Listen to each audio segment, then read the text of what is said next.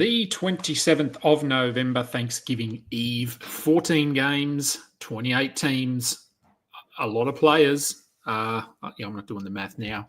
There is a lot to talk about. We will get into the games straight away. This is the Wednesday post-game show. Let's go balls deep. I'm the type to get shit done. You the type to observe. March Madness on my speakers, but today's November 23rd. Got something loud in the blunt, yeah. I don't say what I want, yeah. Probably somewhere sunny getting tan. Foreign women in the sun, yeah. That's all that I need. That's all that I need. That's all that I need. Got my brothers with me. Got my brothers with me and my mama's healthy. That's all that I need.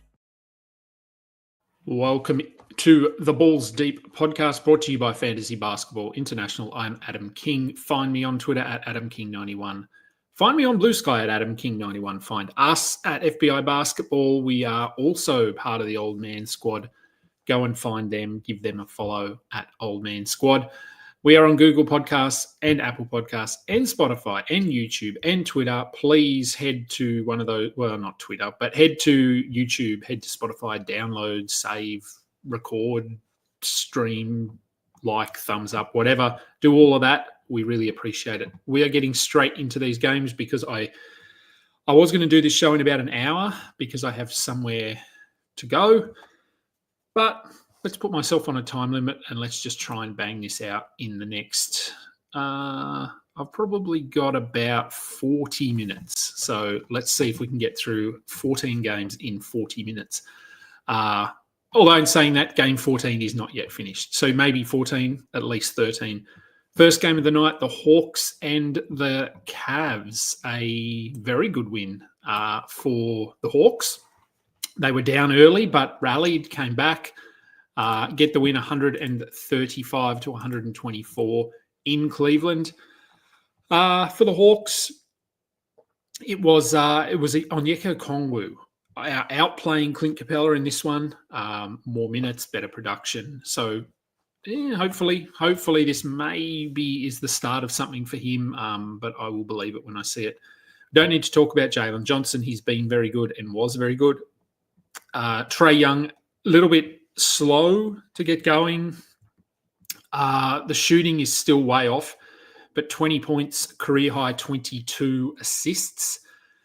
No defensive stats, only 3 threes. So yeah, you take the good with the bad here. Dyson Daniels had 12 points, 10 rebounds, which I believe matched his career high. 2 steals, a block, hit both his free throws, hit a couple of threes. This is another really good line from Dyson Daniels.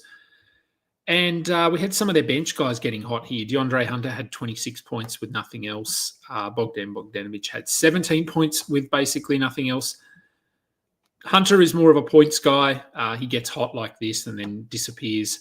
And Bogdanovic is someone we are rostering. For Cleveland, they still without Karis LeVert.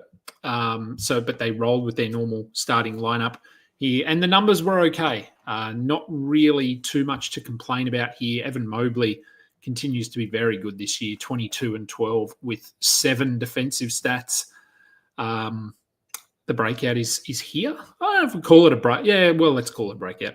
Off the bench, because we don't need to talk about starters. Off the bench, Ty Jerome, unsurprisingly, slowed down a little bit offensively here. 8 points on 3 of 8 shooting, but still had 6 assists and 3 steals in 24 minutes. He's very borderline if that's going to be his role moving forward. And I'm not really interested in anyone else on that Cleveland bench. Second game of the night, the Portland Trail Blazers travel to Indiana. Indiana get the win 121 to 114. DeAndre Ayton, I said this on the pre-game show earlier, that if there was ever a night that he would be motivated to return, it would be a night where he had no competition for minutes, and he did indeed return. And, of course, as he does, he put up numbers, 16 and 12 with 3 blocks and a steal. So if you activated him, then great. Let's see how he goes once they get some of their other guys back, although Klingen's out for a couple of weeks, I think, and Rob Williams, we have no idea. So it's all about DeAndre Ayton, at least for the next game or two, I would say. Shaden Sharp had 17 points, 3 assists. He's doing it offensively, but not really adding a lot in the peripheral numbers there. Anthony Simons, much the same. The scoring, very good. 6 assists are nice as well. Tamani Kamara, not as active in this game. 8 points, 4 rebounds, 2 assists, a steal. He's very borderline. He needs more minutes than this. 24 is not enough. If he's getting over 30, yes. If he's getting 24, 25, no. And Denny Avdia, the resurgent Denny Avdia, had 16 points, 7 assists, 5 rebounds and 2 steals. He needs to be added right now. We don't know how long this lasts. And Scoot Henderson, one of his better games, 17 points, 9 assists and a block in this one. And Kamara did have 4 fouls in this one. So, yeah, I mean, make of it what you will. I'd need to see Scoot playing this many minutes again before running to add him. For the Pacers, another really good Tyrese Halliburton game at home, 28 points, 10 assists and 2 steals. Shooting was better. Maybe he's back. I'm not going to say he's back, but he's certainly looking a lot better than he was. Mathurin was great. Pascal Siakam, very good. Look, you match up against Portland, you're going to put up numbers, let's be honest. Quentin Jackson, even he put up some numbers, 9 points, 5 rebounds, 4 assists, 2 steals and a block. But we've seen recently that he hasn't really been doing anything, so I wouldn't be prioritising him. Only 15 minutes here for TJ, 6 points, 3 assists, 2 steals and a block. If he's only getting 15 minutes, no point holding him. Let's just see. I'm hoping this was more of an outlier than what we would expect to see moving forward. The Bulls and the Magic. The Bulls fall to the Orlando Magic. No real surprise. 133 to 119. This one was not that close, so the minutes are down a little bit for the starters here. The Bulls were obviously on the second night of a back-to-back as well. Levine, very poor in this one, but that's okay. He gets a pass, as does Kobe White. Vooch just continues to play very solidly. Didn't shoot the ball as well, but 19 and 11 with 4 assists. And Dosunmu, 21 points on 10 of 12 shooting, so one of his random hot nights. And he, again, I've said it all along, 30, 31 minutes is his cutoff. If that's what he's playing, he's worth rostering. If it's below that, he's not, but he is at the moment. And Josh Giddey, yeah, look, he brought some defensive stuff, so that probably salvages a pretty quiet night otherwise. Buzelis, the minutes were better in this one, 25 minutes, but only 7 points and a block. So I still like keeping an eye on him and maybe in deeper leagues. And we did have another Taylor Horton-Tucker offensive explosion, 20 points on 7 of 8 shooting, nothing else. I still don't think Taylor Horton-Tucker is an ad. And he only played 14 minutes. So, yeah, no reason to be overreacting to that one. For the Magic, we did have Wendell Carter Jr. back, and he started, but he started alongside Goga Bitadze. So they did say after the game that this is potentially something they're going to continue to do until Paolo is back, which that might give Goga another 3 to 4 weeks of value here. 25 minutes for Goga, 11 points, 11 rebounds, 2 steals, 2 blocks. Look, if he's going to play 25 minutes a night, I think you have to hold him. Wendell Carter will play more than this, but I think the minutes come from other guys, not necessarily Goga. So interesting. Hopefully you held Goga. I did say he would be worth holding for another game or two, and it looks like it might even stretch beyond that. Jonathan Isaac still played 22 minutes, 4 points, 6 rebounds, 3 blocks and a steal. So if you just need rebounds and defensive stats, he is worth a look. Mo Wagner, 18 minutes, 15 points. He's more of just of the 3. I think he is the lowest in terms of priority because he's really just offense and not much else. Jalen Suggs had a career high 31, so good to see that he wasn't bothered by that hamstring at all. And we had a Contavious Caldwell-Pope vintage, I don't know what we want to call it, but 24 points, 6 threes. I'm not again, overreacting and going and adding Contavious Caldwell-Pope. All right, as I have some coffee. And yes, Lone Des, I agree. You couldn't go wrong with either Goga or Jonas today. They were both pretty good. We have got a Joseph Kim question. Let's just get to that one very quickly while I'm enjoying my coffee. Do you buy that Sohan saying he could return in days? Look, we don't put a lot of faith in what players say, but that would at least mean if he's saying that, it means he's at least putting himself up for selection to play. And so it means he must be feeling good. He must be training. I don't think he'd come out and say this if he wasn't back with the team doing stuff. So days, I'm not sure. I'd like to hear it from someone else other than the player. But yeah, look, potentially a week, maybe. I don't know. Let's see. It would be good to get him back early. And do we drop Bilal Koulibaly for Sohan?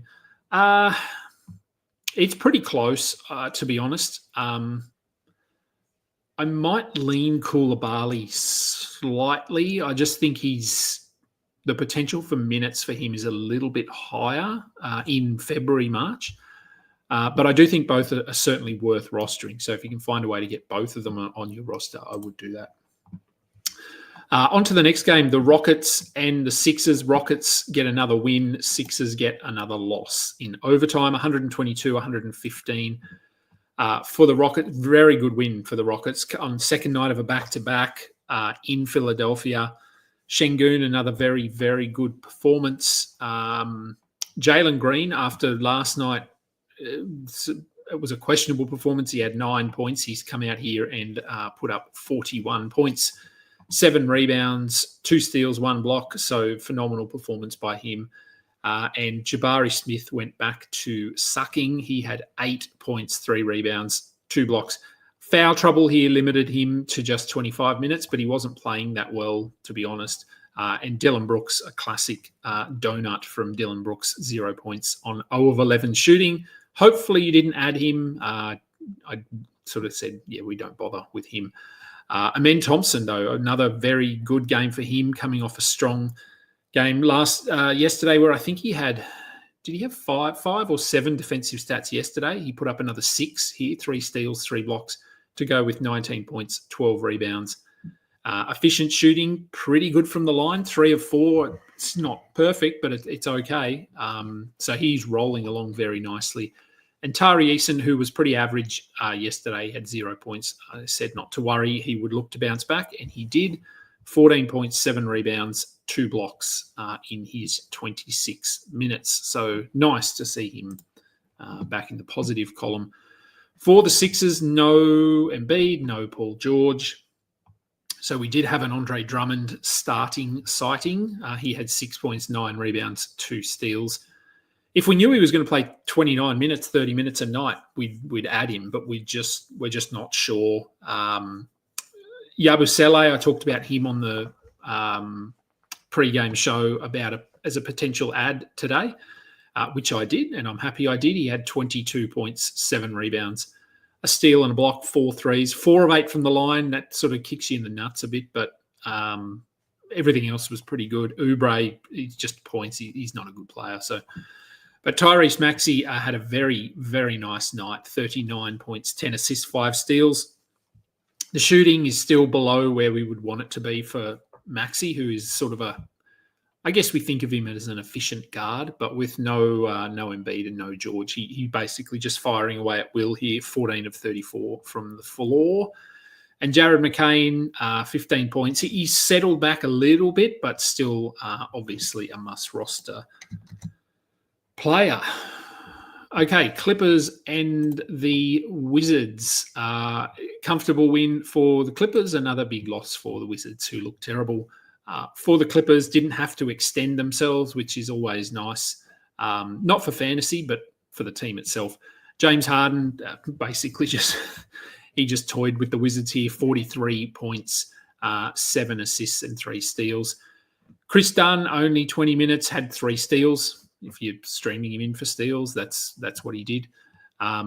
But look, I don't really need to talk too much about this one. The minutes were down, 18 for Derek Jones, 24 for Zubats.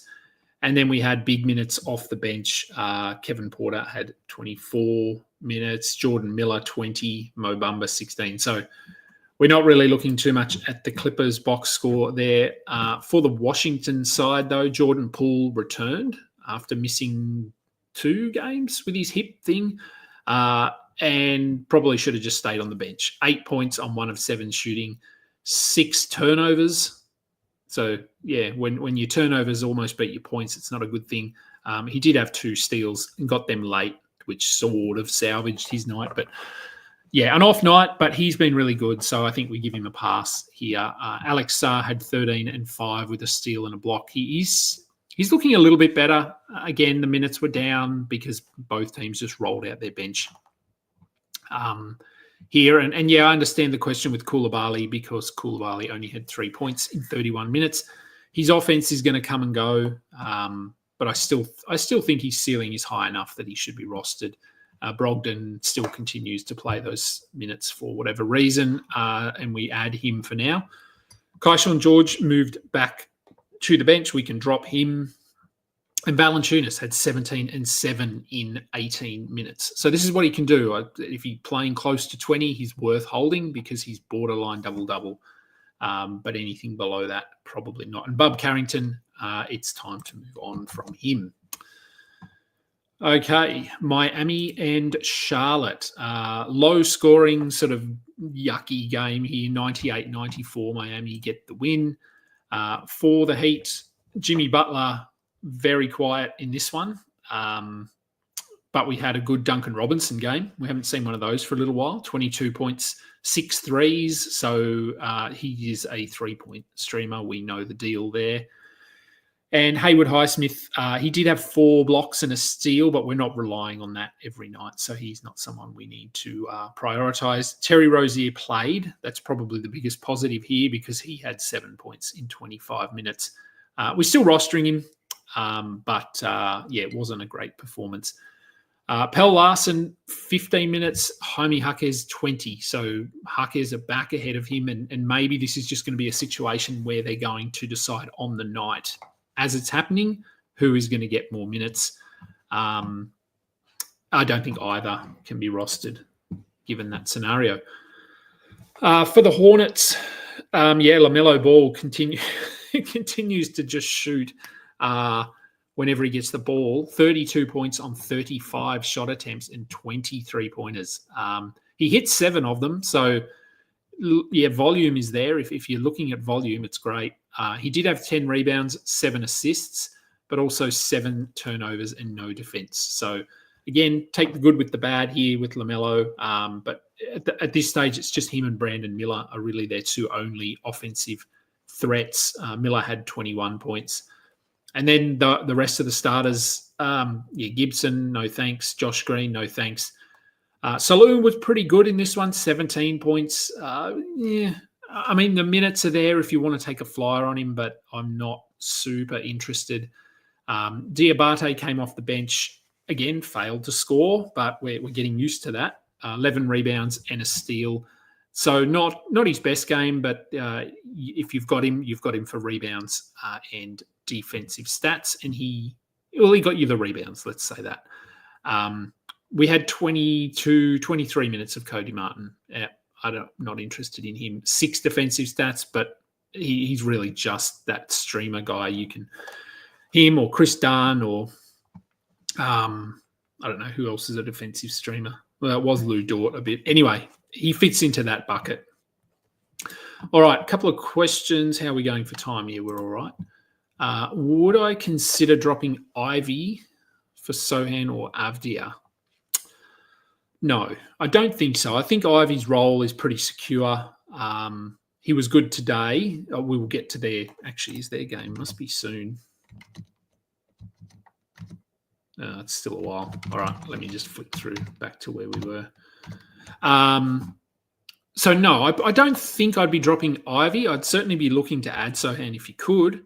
Avdia, I'm not sold on yet because we saw him start the season quite well and then he fell out of the rotation. I think it's going to be like that going forward. Ernest asks, is Connect sticking in the starting lineup? We'll cover that when we get to the Lakers, and planning to pick up either Connect or Keontae George after a Kuminga stream. And Kuminga was doing pretty well when I last saw. Okay, on to the next one, the Knicks and the Mavericks. The Mavericks get the win, 129, 114. OG Anunoby, it had to happen. He came crashing back to earth with a thud. 8 points on 3 of 15 shooting, 0 of 8 from 3. Fine. No, obviously not fine, but he's been so good that we just have to try and ignore this one. But the other starters were all good. Jalen Brunson, 37 points, 7 assists, 2 steals. Always good when he gets some defensive stats. So we're rostering the starters and we're not really interested in the bench. Only 15 minutes for Miles McBride here. I think he's still worth a look if you can sort of stash him, because we've said one injury, he probably steps into a bigger role. So, yeah, not a ton there though. For the Dallas team, no Daniel Gafford, no Klay Thompson, out with illness and foot, respectively. So Derek Lively played a few extra minutes, 29 of them. He had 12 and 9 with 2 steals and a block. Quentin Grimes stuck in the starting lineup with Luka also out. He had 21, 7 and a steal. Nice night for Quentin Grimes. Najee Marshall continues to just be some offensive juggernaut, 24 points. He's not really bringing the defensive stats, which is probably why you added him or streamed him. But you'll take these points any day of the week. PJ Washington, a nice PJ game, 19, 10 and 7 with 2 blocks in a steal. He is such a weird fantasy player. Spencer Dinwiddie had 21 points, 9 assists off the bench. Look, I think as long as they are shorthanded in the backcourt, maybe Dinwiddie is just worth a look. He doesn't have a good fantasy game because of his percentages typically, but he was good in this one. So if you want to just grab him, hoping for assists and some points, he is fine. Toronto going to New Orleans and spank the Pelicans. It was not a good game. I think DeJounte came out after the game and said it was disgusting, and it was. For the Raptors, of course, Ochai Agbaji, after we've said he's a drop, he rolled out, basically didn't miss a shot and had 24 points, a steal and a block. I still think he is a drop. If you did hold him, then well done on today's game, but he's not going to shoot 90% every night. Barrett was good. The assists were back up, weirdly, 22 and 11. 3 of 7 from the free throw line basically negates that value, though, so that hurts.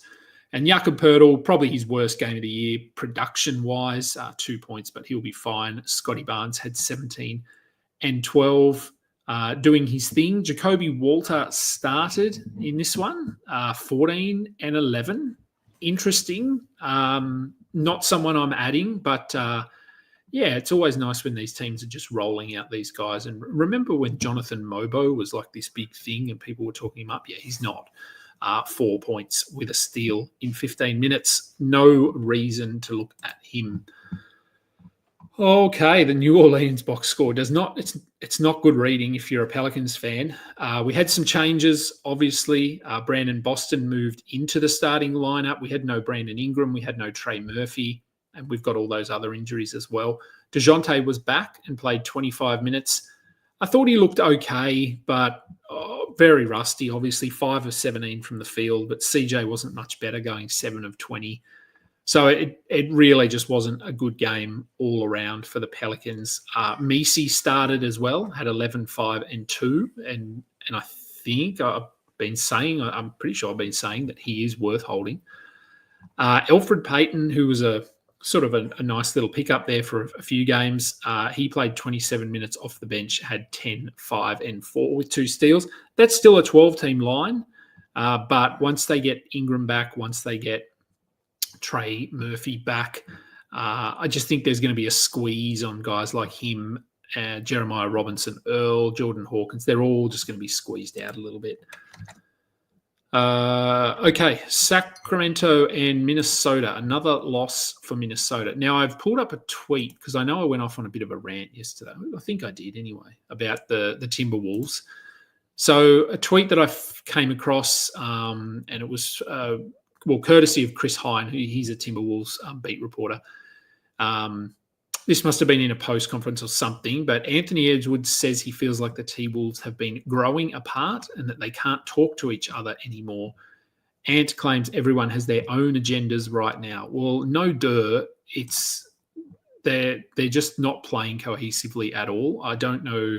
As I said, this is weird because I thought they were very cohesive last year, and the only change has been that Cat left and Randall and DiVincenzo came in. So I don't know where this is stemming from, but they need to do something about it because otherwise, in this Western Conference, you need to rack up as many early wins as possible, and they're not doing that at the moment.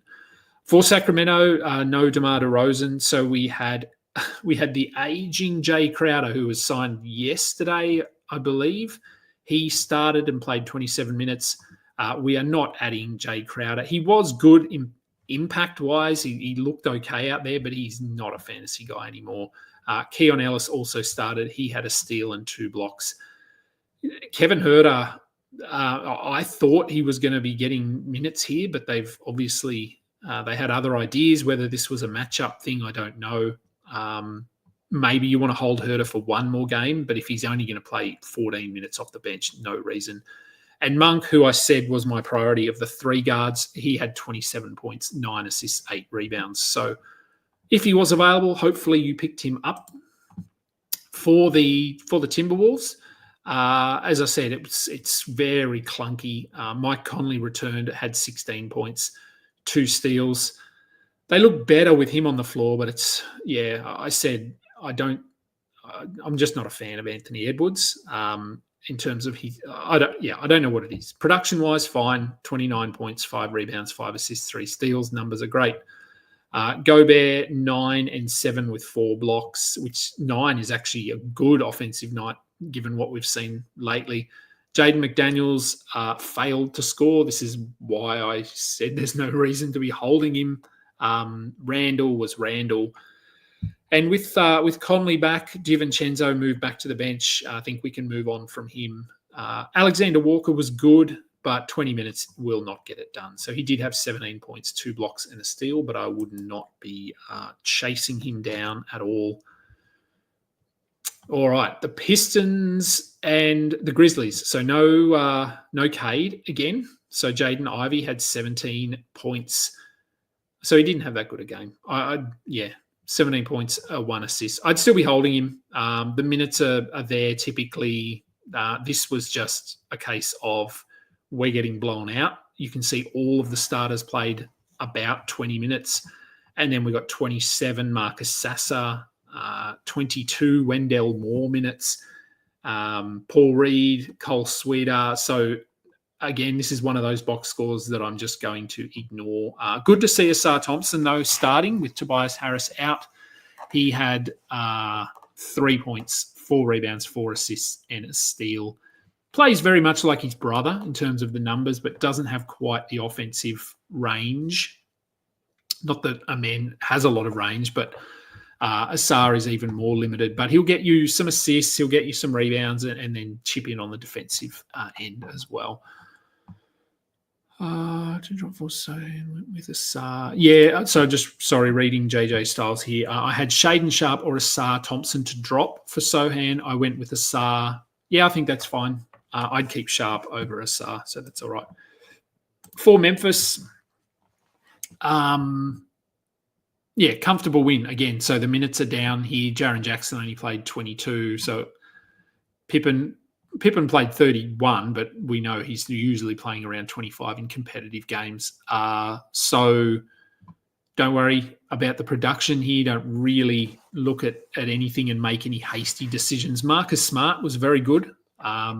25 points with 3 steals. We know he can get steals. We know he can get some assists. The points are very hit or miss, but 25 of them, nice. 7 of 11 shooting, but a lot is just to do with playing Detroit, I think. So, yeah, I think if Smart's available, he's worth adding. We don't know how long Jar is going to miss here with this new injury. Hopefully it's not too long, but who knows. So Smart is probably worth it if he is floating around there somewhere. The Lakers and the Spurs. So good win for the Lakers over a subpar-ish kind of team. So I'm just checking the that last game, which should be done by now. It is. Oh, okay, so you get the win. Okay, very good. For the Lakers, so we had Dalton Connect in the starting lineup here. Cam Reddish moved back to the bench. So we had Hachimura and Connect starting alongside each other. Both were pretty good in this one. They're playing the Spurs, so keep that in mind. Now, we had a question. Yeah, is Connect sticking in the starting lineup? Planning to pick up either Connect or Keontae George today after a Kuminga stream. Yeah, look, I'm not sure. I didn't think they'd play Hachimura and Connect together, but they did. Again, whether this was we're playing the Spurs kind of a decision. I still think Connect is the preference. Both were pretty good here, as I said, but I would rather have Connect than Hachimura. Connect had been down in the 20-minute range, which is probably a drop. But if he's going to start and play 30 minutes, then he probably needs to be added again or held onto if you held onto him. D'Angelo Russell had another pretty good game here, 17 points, 5 assists off the bench. We're just holding him and hoping that this turns into more than a flash in the pan. Reddish, we weren't, I mean, maybe you were streaming him in, but if he's moving back to the bench and this is going to stick, then he can be dropped. For the Spurs, so Devin Vassell returned, played 21 minutes. Didn't impact the starters too much. Champagny had 18 points in 31 minutes. Steph Castle had 10 points, 7 assists and a steal in 30 minutes. Chris Paul was down a little bit. I'm not worried about that at all. So in terms of what we're doing here, Barnes, I mean, he had 19 here, but he literally had nothing else. He had 2 rebounds. So I still think he's just a streamer, nothing more. Champagny, I think he's maybe you could give him a game or two, but as Vassell increases his workload, which, mind you, will be slow, I feel like we're probably 2 weeks away from him hitting 30 minutes, at which point Champagny will be a pretty clear drop.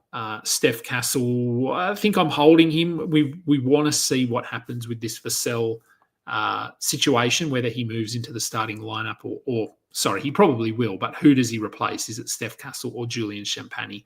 Because I don't think it'll be any of the other 3. Wemby had 20 and 10 with 3 blocks and 2 steals, so exactly what we want to see from him. And Keldon Johnson, 4 points in 22 minutes, so points, streamer, and nothing else. All right, we're getting there. Brooklyn and Phoenix. For the Nets, they shuffled things around again. Cam Johnson played through his ankle injury. He had 11, 8, and 6 with 2 steals. So the scoring was down, but the other numbers were really nice here. Schroeder had 29 points, so he's back to being the world's best offensive player. Finney-Smith started at centre.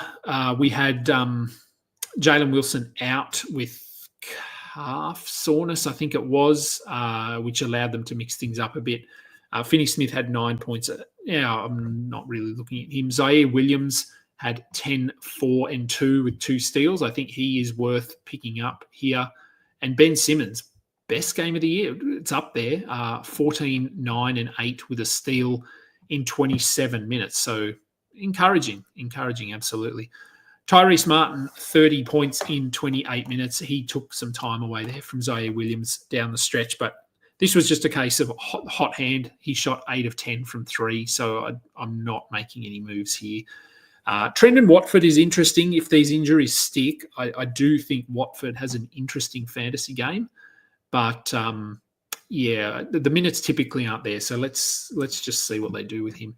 And Phoenix are pretty... Oh, did I even say the result? Brooklyn get the win in this one, 127-117. For the Suns, they all backed up. That's probably the biggest positive. Booker was great. Durant was great. Beal left the game with an ankle injury. No update. We'll see if this turns into any missed games. After playing really well, Yusuf Nurkic did not. 6 and 7. We hold him. Hopefully this is now the outlier rather than the other way around. Grayson Allen only had 9 points. Both he and O'Neal, I think, are streaming guys. And O'Neal, 8 points, but I said he just does stuff. 4 rebounds, 2 assists, 4 steals. So not the worst line. Denver and Utah in the penultimate game of the night. Denver get the win coming off that pretty embarrassing loss. Don't need to talk about... Well, there's not really anyone to talk about here. Porter, Jokic, Brown, Murray were all good. Westbrook was fine. 10 points, 5 assists, 2 steals and a block. Probably still holding on to 12-team value. And Peyton Watson likewise should be rostered despite the fact he was pretty quiet in this one. Over to Utah, and their starting lineup was just weird. So we had Micah Potter, Svi Mikhailuk, Walker Kessler, Colin Sexton, and Keontae George. So, injuries. We thought Bryce Sensabaugh would benefit here with Markkanen out, and he did. 13 points, 2 steals in 25 minutes. But we got more of Colin Sexton. He is by far the best offensive player on this team now. And Keontae George, a strong game for him, 23 points. He's looked a lot better lately, as has Sexton. Kessler, with no John Collins there, he just played a bunch of centre minutes, 31 of them. He had 16 and 12 with 3 blocks and a steal, which I actually didn't play him tonight because he was up against Jokic. So this was actually a very good line. And then, not really interested in anyone on the bench there. So let me just open up this last game. We can do that. I won't bring it up on the screen. It's because as I said, I'm on a time thing. But the Thunder get the win here over the Warriors. So Jalen Williams left in the second quarter, I believe, with an eye injury and did not return. No word on severity that I've seen yet. Hopefully this was a little bit like the Anthony Davis injury and he doesn't actually miss too much time. But it was a good win for the Thunder. Shea, don't need to talk about Shea. Jalen was having a really good game before he left, so we're not too worried there in terms of production. Hartenstein was in a bit of foul trouble, but still played 31 minutes, had 14 and 14 with 3 assists and 2 blocks. So he's primed for a top 50 run here, I think. Cason Wallace was good off the bench if you streamed him in for defensive stats. He had 2 steals and 3 blocks to go with 9 points. But it's him, it's Aaron Wiggins, it's Isaiah Joe. It's really just a free-for-all there. Isaiah Joe was also good, 17 points with 2 steals. I think I'd rather him or Cason Wallace over Aaron Wiggins. But again, it depends. Do you need threes? Joe is the clear priority. If you need defense, it's Wallace. Lou Dort, he's Lou Dorting again, 2 points, a steal and a block. If Jalen Williams misses time, though, we probably are looking at Cason Wallace coming in as a starter and Lou Dort having to do a little bit more. So there could be a little window of value here. For the Warriors, we had Kuminga starting. He started the game terribly, but ended with 19 points, 4 rebounds, 2 assists, and 2 steals. So a nice night for Kuminga, but I still think he's probably a drop. Or maybe we hold him here for one game because Steph Curry was out in this one. Pajemski started. He had 12 and 8. I don't think we need to be adding him unless this Curry thing is a long-term injury, but it sounds like it was more precautionary than anything else. Buddy Hield had 17 points off the bench. I think I said you'd be okay benching him, not dropping just yet, but he is becoming just a 3-point specialist. So if you have the ability to stream, then his spot might be worthwhile opening up there. All right, let's have a look at... So one more question, and then I do need to get out of here. Amen Thompson or Brandon Miller in fantasy? Ooh. It's a tough one. I mean, it's they're very different. Offensively, they're very different. Because Amen Thompson is probably only going to score like 12 points a game, where Brandon Miller is a lot of points. I think if we were just... Yeah, I don't know. I think I'd still rather Brandon Miller just because he's starting. LaMelo has that injury history.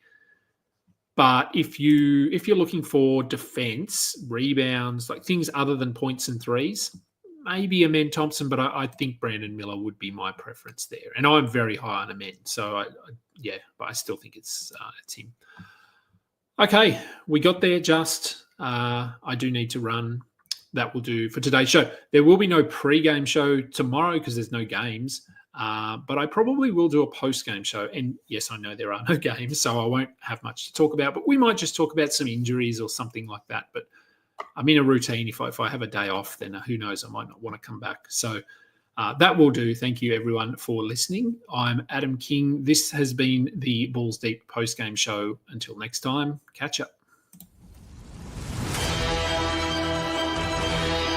You just listened to another episode from the Fantasy Basketball International Podcast Network. Thanks for joining us.